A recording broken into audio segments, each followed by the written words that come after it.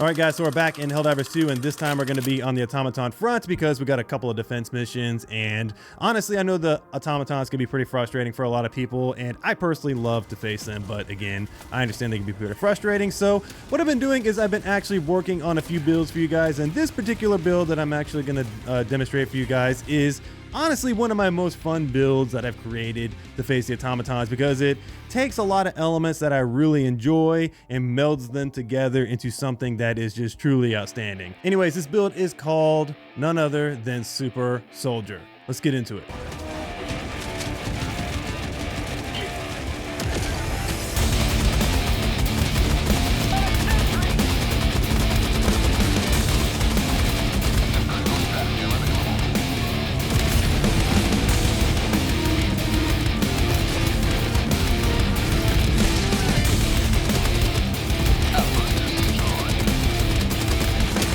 So the bots play quite a bit differently than the bugs, and most of you watching this video obviously know that, because either you love the bugs, you love the bots, or maybe you like a little bit of both. But you have to think about playing the bots quite a bit differently. I don't like to bring in a ton of CC against the bots just because I feel like they don't need as much. You can use a couple of core things or just one core thing and you're going to be just fine. However, you are going to need to bring in quite a bit of things that do a lot of damage, as well as some things that are really good at anti-tank, because there are so many elite units on the bot side. But jumping into our crowd control option, we are bringing in none other than the stun grenade.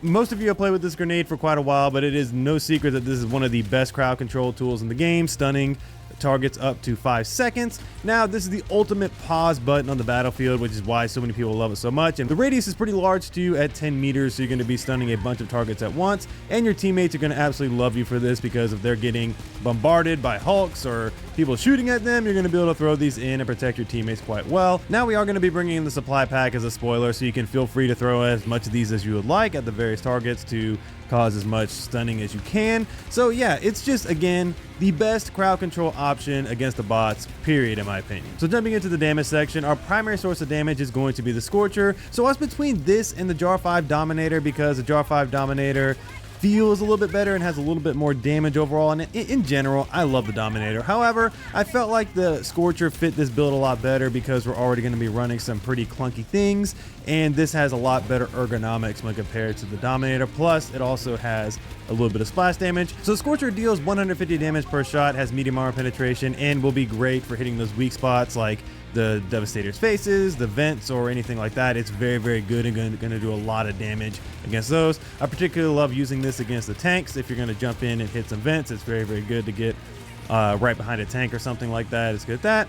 And in general, it can actually destroy hulks pretty quickly as well if you hit them in the vent. And then lastly, it's actually pretty good against the gunships overall if you hit them in the little thruster things. But yeah, this thing is going to be primarily used for dealing with the medium units, meaning like the Devastators, the Striders. If you shoot the Striders in the legs, it's going to take them out very quickly, and if you hit the Devastators in the face. So again, this is going to be our primary source of damage to be able to deal with the majority of the medium units and the random cannon fodder, because it's going to do some splash damage against them. So our other source of damage that's going to be not only doubling as our source of damage, but also as our secondary source of anti-tank is going to be the heavy machine gun. Now, this thing is just really, really good. It can actually overpin hulks from the front, even without shooting them in the eye. So you're going to be doing a lot of damage to many of the bots on the map, which is very good. Again, if it's not obvious, this thing has heavy penetration, has a large magazine, and also tons of badass. This thing feels really good when you're using it.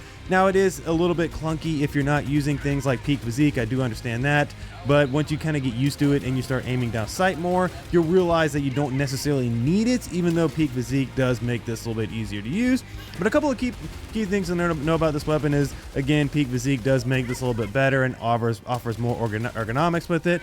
Siege Ready actually gives you an extra magazine, which is why I'm actually running Siege Ready over Peak Physique for this build, because having that extra ammunition is honestly way more valuable than being able to control the weapon a little bit better. Also, I prefer to keep this weapon at 600 RPM and tap fire it. Now you can turn it up to 750 and just unload ammo, but again, I just think tap firing is the best use for this thing unless you just get a clear shot on a Hulk's face and it's right in front of your face. But yeah, it's just going to conserve a lot more ammo. You're going to be a lot more accurate with your shots, and just in general, I think 600 with tap fire is the best RPM for this weapon. Also, one side note is that aiming down sight does dramatically increase your accuracy and lessen the bullet spread, so that way you can be more on target with your shots. So the main thing you're going to be doing in this weapon is you're going to be balancing between using the Scorcher and the heavy machine gun for dealing with the units like the Striders and the Devastators. I do think the heavy machine gun does kill the Strider enemies much faster, and it kills the Devastators in about the same time as the Scorcher, so you can kind of bounce between those. Where this weapon really does take it over the top for me is against the Hulks. It really does a lot of good damage if you hit the Hulks directly in the face, right in the eyeball. It will kill them very quickly and save you a lot of other anti-tank options. So we're going to use this a lot with dealing with the Hulks, and again, balancing it between killing the medium units like the Devastators and the Strider enemies. Jumping into our anti-tank options, this is where I really do invest most of my kit, trying to make sure I have as many anti-tank solutions to be able to deal with the various tank units that we have, the various Hulk units, various factory Striders, and all sorts of different things. Like, there's just so many elite units on the map, so I typically bring anti-tank to be able to deal with these situations. So jumping into our first anti-tank option, which is going to be our primary source of anti-tank, it is the anti-tank emplacement. This thing is an absolute beast, and yes, it is an emplacement, so you got to have all the weirdness with placements in mind, meaning that you're not going to move, you got to position this well and things of that nature, but we'll get more into that in just a minute. So the anti-tank emplacement takes quite a bit of practice because there's a few little weird things about it that you got to get used to. And the biggest thing is that you have to get used to, this thing needs to direct impact, because the explosion is only 150 damage by itself, which is not enough to really kill most of the things, maybe some cannon fodder, but it's not really the main source of damage for this weapon. So again, like I mentioned, you have that direct impact stuff because you're going to do 1300 ballistic damage on top of the 150 explosion damage. So that's really where the bread and butter of this weapon comes into, and where it does its most damage is by direct impacting most of those units. So against the Hulks, it's going to actually kill them in one shot if you hit them square in the face, but I would expect it to probably take two in most situations. Against the factory Striders, it's gonna actually take quite a few shots to kill this thing. If you shoot it in the face, it's gonna take a lot of shots. If you shoot it in the undercarriage, if you can get some good splash damage under there, it'll kill a little bit faster.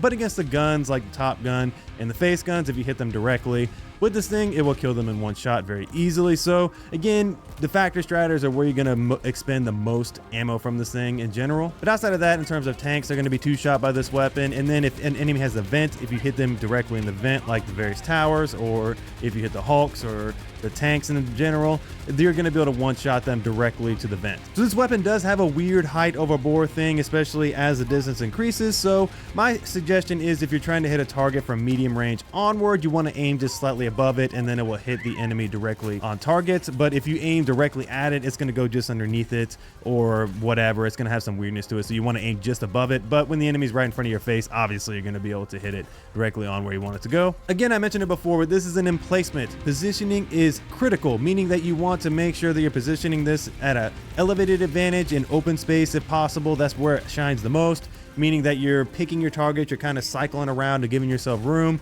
You don't want to hot drop this thing in the middle of a bunch of enemies because you're going to die or it's going to explode before you can actually use it. It's not good for that. So you want to make sure to actually place this thing in an advantageous position. Like on one of the maps that we're playing right now on the bot side, if you place it on one of the hills, it's going to be great for being able to rain fire down on all the various enemies or some of the bases and whatnot.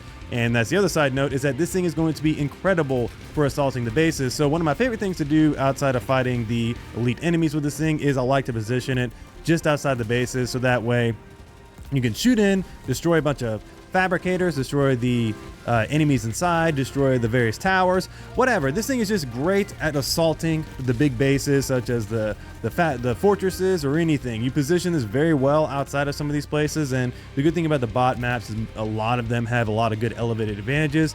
You're going to be able to clean up a lot of the base before you need to do anything else. It's absolutely ridiculous. One other small tip with the anti-tank emplacement is that you can heal while you're on this thing. So if you're getting damaged, don't be afraid to stim yourself up, so that way you can actually recover your health, so that way you don't die. All right, so jumping into another source of anti-tank for us is my favorite sentry in the game, which is the rocket sentry. I bring this all the time because it is so good against so many of the factions, and it's hard for me not to bring it a lot of times, but it's great as a cherry on top for anti-tank. But really, I like using this for horde clearing on the bot side, meaning that when I'm on the move, I like to have this thing to be able to throw around either behind or beside or whatever's going on. I throw this kind of wherever on the map. that has a good advantage for me. So an example situation is if I have enemies charging me, I will throw it behind them or throw it off to the right if I see a good elevated spot in a pinch, and then the rocket sentry will be shooting them from their flank or behind or whatever while I'm actually cleaning them up with stun grenades or whatever can help me out as well. So that's great for that. But other than that, it's the same thing as the emplacement. You want to make sure you're placing this on hills. You want to make sure you're placing this in wide open areas. It's going to help you not only deal with the elite units, but also deal with all the various devastators and cannon fodder. And it's also going to help you deal with the drop ships. It can actually kill them pretty quickly overall. And just in general, it is extremely ammo efficient and is very good at target priority. I feel like it targets the elite enemies a lot more than other sentries. So in general, the rocket sentry is going to, yes, it's going to be a great source of anti-tank, but it's also going to be a great source of clearing out many enemies. And one last side note is that it's going to be good if you have those objectives where you need, it's timed, meaning like, okay, launching the nuke or getting the oil or whatever, you can actually place these around the objective and it will protect you pretty well overall and your team. So in general, I love the rocket sentry. It is very, very good against the bots, and just in general, it's just great in the game. So we are bringing one support item, and I've already mentioned it a couple of times, but we're bringing the supply pack. This is just great for keeping our weapons stocked up, keeping us stocked up on stims and stun grenades. In general, the supply pack is one of my favorite backpacks in the game, and honestly I think it's the best backpack in the game against the bots right now, because against the bots I feel like we expend so many resources between stims, between grenades, between anti-tank options. It's just we're expending so much ammunition that having a good supply pack on is going to keep that going. Plus, if you don't want to run it yourself, you can have your allies run it if you're running with a team. But just keeping stocked up on stuff is so critical, and you need to at least be running it yourself or have somebody else running it on the team. So our main source of clearing objectives, but it's also going to double as an anti-tank tool, is none other than the Automaton. Now I understand that there's some weirdness around the ghost rounds, and I think a lot of that has to do with the reload. I've had a couple people mention it in the comments of my videos, and once I started paying attention to that, it really stood out to me. So one thing I've noticed is that if you reload it and don't shoot it for a couple of seconds, it will shoot normally. But if you shoot it right away, it's gonna have a ghost round sometimes. And then sometimes if you reload it right after you get a resupply, there's a ghost round. So that's something to keep in mind, is maybe just wait a second before you shoot it. But again, that's not a proven solution. It's just something I noticed when I was playing with this thing a little bit more. But anyway, jumping into it, the Automaton is going to be a just in case. It's not gonna be used a lot, even though we have the supply pack and we're gonna have plenty of ammo for this thing. I'm gonna use this primarily for taking out things like detector towers, stratagem jammers, and of course fabricators in a pinch.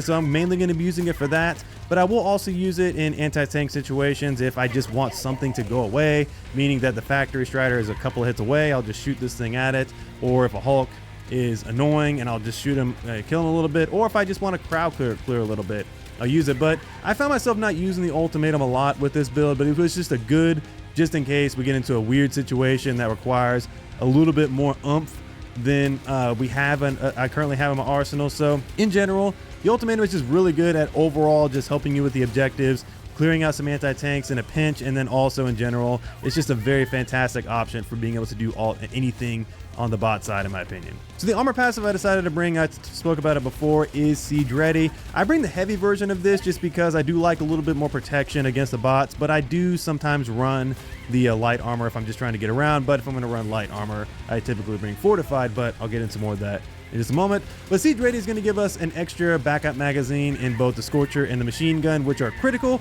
because having more Scorcher magazines is always good, and having more machine gun magazines is always good.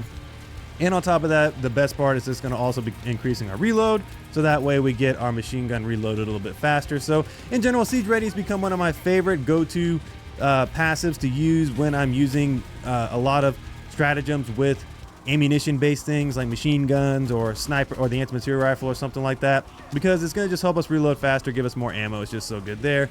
Now, if you don't want to run Siege Ready, or if you don't have it for any reason, I'm going to give you a couple of different options. I would say either run Fortified first, because Fortified is going to give you a crap ton of protection. You don't necessarily need to run the heavy version of it. You can even run the light armor, which is one of my favorite ones to run against the bots, because you get a ton of protection from Fortified, getting that extra explosive damage that you're going to be plenty protected. But if you don't want to run Fortified, you can run Engineer, Medkits, or kind of anything you want. But I would definitely either run siege ready, fortified, that's your 2 options, and then I would do engineer, medkit, and then everything else. But really, I think that that's kind of the best armor right now to be running for this particular setup is siege ready, and the heavy version of siege ready if you have it. So to give you one brief final overview of this build and how it works in conclusion, so this build is going to be quite challenging if you've never used these tools before, especially things like the anti-tank emplacements, if you're not really good with sentries, or if you're not really comfortable using the heavy machine gun without peak physique. It is quite challenging, but once you get the flow of it, once you understand that you need to take your time, especially lining up your anti-tank emplacement shots, lining up your heavy machine gun shots, using stun grenades to help give you some time, you'll realize that the flow of it is very, very good, and you're gonna have plenty of time to deal with any situation in front of you. Now, the main thing is that, again, anti-tank emplacement positioning is so critical. Making sure that you get this thing in open areas, on hills, just outside of bases, in really good positions if you're defending something like on the raise the flag missions.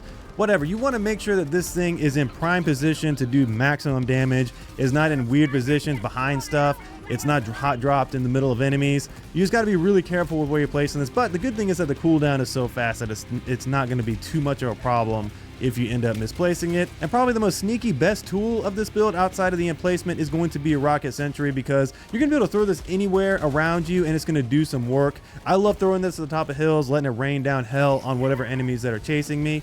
I love positioning it just ahead of me and like letting it do some work. I like positioning it when I'm using the anti-tank emplacement just off to the side, so that way it's protecting me a little.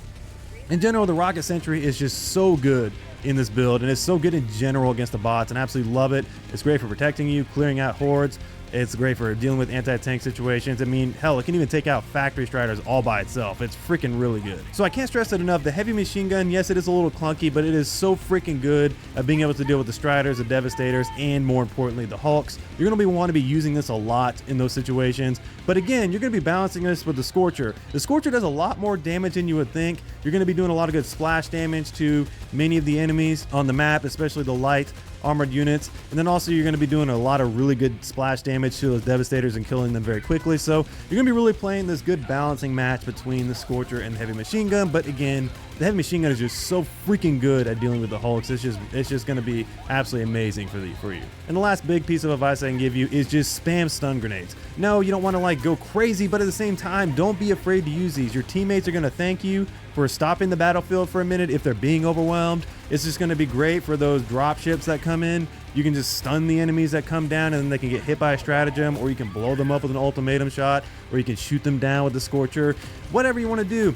Having the stun grenade gives you complete control over how the bot encounters go. It's just going to be great in general for being able to control everything on the battlefield. All right, guys, that's my super soldier build for the automatons. What do you guys think about this build, and are you going to be using it? And more importantly, what is your favorite build currently to run against the automaton scum?